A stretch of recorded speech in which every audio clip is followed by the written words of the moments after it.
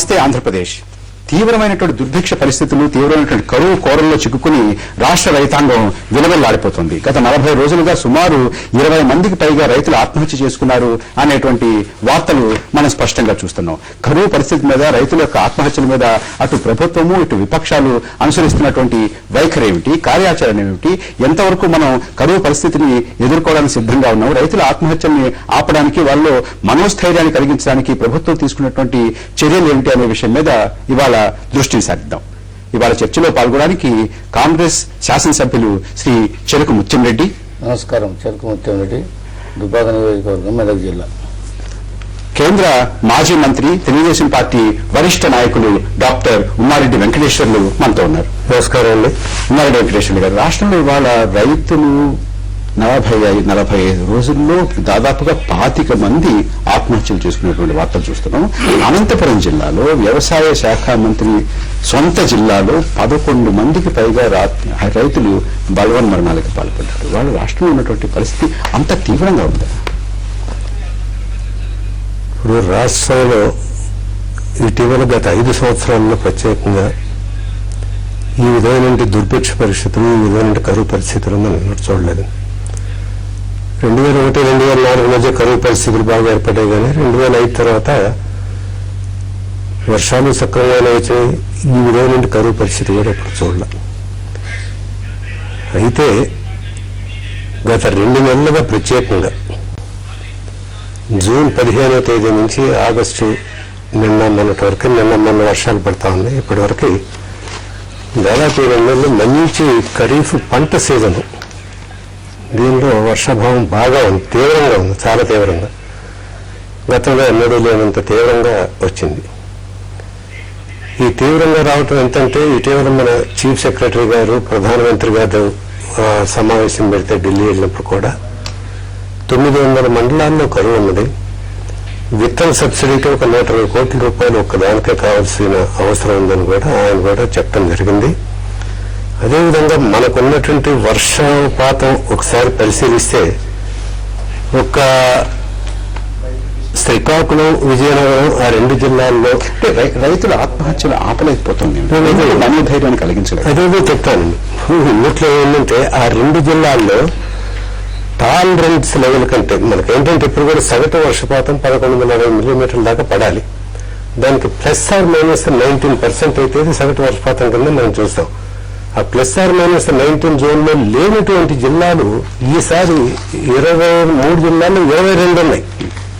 22 ఉత్తరాంధ్రలో 2 జిల్లాలు తప్ప 22 జిల్లాలు ఉన్నాయి. అది కూడా ఒక శ్రీకాకుళంలో మాత్రం ప్లస్ ఉంది, మళ్ళీ విజయనగరంలో మైనస్ ఉంది. దాంతో 22, లేదా 2 జిల్లాలు తీసేసాం, 21 జిల్లాల్లో తీవ్రమైన కరువు ఉన్నది, లేదా టాలరెన్స్ లెవెల్కి దాటిపోయింది.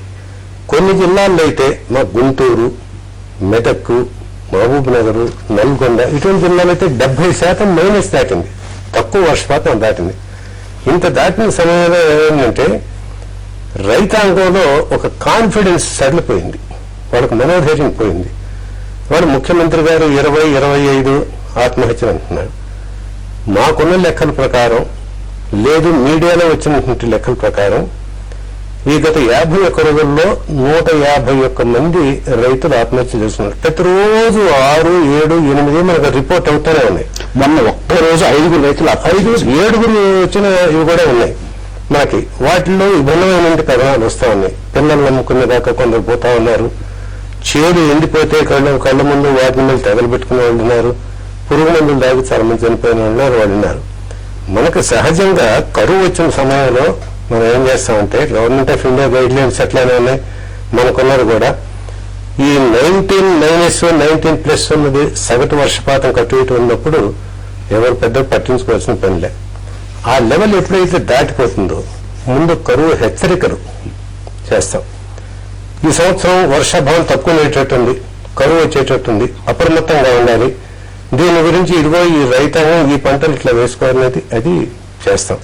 ఉమ్మారెడ్డి గారు, అంటే మొట్టమొదటి నుంచి కూడా ఋతుపవనాలు ముందు ఋతుపవనాలు కాస్త ముందే వస్తాయని అన్నా కూడా ఆ తర్వాత నుంచి ఋతుపవనాలు ఆలస్యం అవ్వచ్చు, ఋతుపవనాలు బలహీనంగా ఉండొచ్చు అనేటువంటి హెచ్చరికలు చాలా స్పష్టంగా వస్తూనే ఉన్నాయి. అట్లా ప్రభుత్వం ముచ్చంరెడ్డి గారు, ప్రభుత్వం ముందు నుంచి రైతులకు ఒక మనోధైర్యాన్ని కల్పించడానికి మీరు ఆత్మహత్య చేసుకోవాల్సిన అవసరం లేదు, మీ వెనక మేము ఉన్నాము, కరువు వచ్చినా కూడా మీకు ఇబ్బంది ఏమీ లేదు, మీ పశువులకి ఏమి ఇబ్బంది లేదు, మీ రుణాలు మేము మాఫీ చేస్తాం అనేటటువంటి ఒక ధైర్యాన్ని ఎందుకు ఇవ్వలేకపోయారు?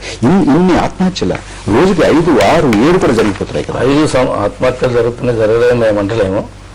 దానికి మాత్రం 2.5 నెలలు 5 సంవత్సరాలు 2004 నుంచి 2009 దాకా కూడా వర్షాలు పడ్డాయి. 5 సంవత్సరాలు పడినప్పుడు ఓన్లీ జూన్, జూలై, ఆగస్టు 2 విషయాలు వస్తాం ముఖ్యమంత్రి గారు. ఒకటి, అసెంబ్లీలో చర్చ సందర్భంలో రెవెన్యూ మంత్రి గారు ఇది అనవసరంగా విపక్షాలు, పత్రికలు యాగి చేస్తున్నాయి అనేటువంటి మాట మాట్లాడడం ఒకటి. రెండవది, మీరు అన్ని చర్యలు తీసుకుంటున్నాము పదే చెప్తున్నారు, కానీ మనకి జిల్లా నుంచి వస్తున్నటువంటి వార్తల ప్రకారం, జిల్లా నుంచి వస్తున్నటువంటి పద్ధతుల ప్రకారం 25 కోట్లు అడిగితే 10 కోట్లు, 10 కోట్లు అడిగితే 2 కోట్లు ఇవ్వడమే తప్ప అంతకు మించి ఏమీ జరగడం లేదు. ఇప్పుడు ఇక్కడ కోట్ల బడ్జెట్ అవసరం లేదు. ఇప్పుడు మీరు అన్న దానిలో ఆత్మహత్యలు మనోధైర్యం చెప్పాలి ప్రభుత్వం. మనోధైర్యం చెప్పి 2.5 నెలలు వర్షాలు మనోధైర్యం విపక్షాలు మీకు అడ్డం పడుతున్నాయి, అట్లా అడ్డమేవలు పడతలేరు. పడకున్నా 2.5 నెలలు వర్షాలు పడలేదు. ఇంత తీవ్ర దుర్భిక్షం ఎప్పుడు కానీ కరువు లేదు. కనీసం రబీ గారి ఖరీఫ్ లో ఉండబడే ఆర్తడి పంటలు కూడా పండకుండా వర్షాలు లేవు. దీని వాస్తవం, దీని అందరూ ఏకీభవించవలసింది, ఇందులో సందేహం లేదు. దాని తర్వాత మనోధైర్యం కొరకైనా ఈ దానికి ఎదుకైనా మన దగ్గర ఉండబడే లోన్లు 20 వరకు మాఫ్ చేయడం జరిగింది. లోన్లు మాఫ్ చేసిన తర్వాత లోన్లు మాఫ్ చేయడంలో కూడా 5,000 రూపీస్ ఇవ్వడం జరిగింది. జరిగిన తర్వాత కూడా ఇప్పుడు సబ్సిడీ మీద ఇత్తనాలు ఇచ్చిన వర్షాలు ఒక్కసారి కాదు 2 సార్లు 3 సార్లు ఇత్తనాలు వేసిన, లేదు అనుమానం లేదు, వేసినా వర్షాలు రాలేదు. వర్షాలు రానప్పుడు ఇప్పుడు ఎక్కువ ఉపాధి హామీ పథకంతో కొంత బాగా నడిపేయడం జరుగుతుంది. కరువు అనేది డిక్లేర్ చేసినందుకు అడ్డు వచ్చేది ముఖ్యమంత్రి గారు మొన్న స్టేట్మెంట్ హౌజులో ఇచ్చినప్పుడు మేము కరువు డిక్లేర్ చేస్తాం సిద్ధంగా ఉన్నాం. కరువు ప్రత్యామ్నాయంగా పనులు చేయడం జరుగుతుంది. ప్లస్ బోర్లన్నీ ఫ్లడ్ చేసి కావాల్సినంత ఎంత అన్లిమిట్ గా బోర్లు ఫ్లడ్ చేసి మంచినీళ్ళ కొరత లేకుండా పశుఘాతం కొరకు ప్రత్యామ్నాయం ఏర్పాట్లు చేసి దాని తర్వాత ఉండబడే ఉపాధి హామీ ఇవాళ మన చర్చలో కేంద్ర బిందువు రైతుల ఆత్మహత్యలు. రైతుల ఆత్మహత్యలు చాలా ఎక్కువగా జరుగుతున్నాయి. తెలిసి కొన్ని జరుగుతున్నాయి, తెలియక కూడా కొన్ని జరుగుతూ ఉండొచ్చు, మనకు తెలియదు. ఇంత తీవ్ర అంటే రైతు ఆత్మహత్యలు జరిగేటంత పరిస్థితి, ధైర్యం చెప్పలేకపోయేటటువంటి పరిస్థితి, నేనున్నాను అనేటువంటి విశ్వాసం కలిగించలేనటువంటి పరిస్థితి ఎందుకు ఉత్పన్నమైంది?